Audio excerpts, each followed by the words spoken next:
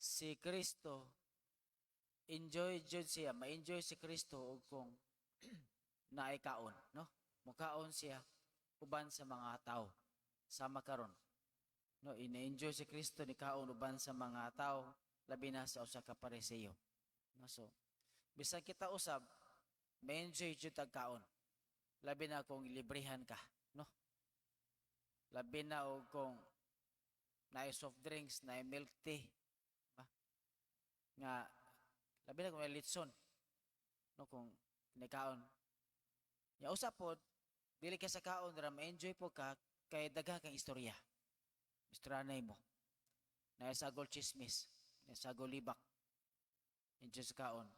Usap pod ang mukaon ta kanang malingaw kay maka-express ta o makahatag punig banding labi na sa pamilya. Dili lang siguro sa mga ordinaryong tao, importante gyud ang pamilya nga magdungan og magdungag kaon. Ako sa kong pagkapari, layo man siguro sa kong pamilya. So ari kong kaon uban sa mga tao, uban sa mga pamilya.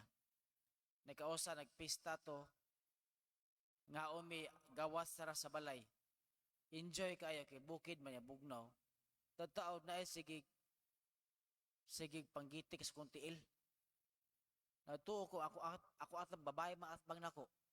Natuo ko yang tiil gibayad-bayad sa kong tiil. So tano ko baboy di ay.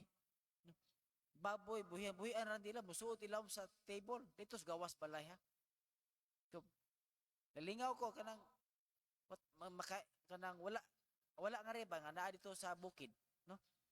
So mo na nga usahay magkadaog og lalain tag mga experience nga indot kayo i-share din na sulod sa kananan o during pangaon.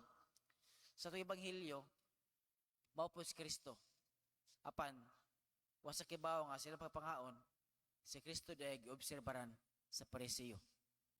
Giobserbaran iya makaayuhan unya mao po gihimong dautan sa mga Pariseo. So naa po day apan diha sa pagpangaon labi na ko ang imong kauban sa pangaon imong kontra, no? Ang imong mga tawo nga dili ganahan nimo mao po na ilang himuong pamaagi nga ikaw madaot. So mo na mga igsoon na Kristo, importante nga during pangaon diri sa prayer og isulti unta makayuhan nga makahatag og nindot nga banding, nindot nga experience diha sa katilingban. Kay palihog manindot.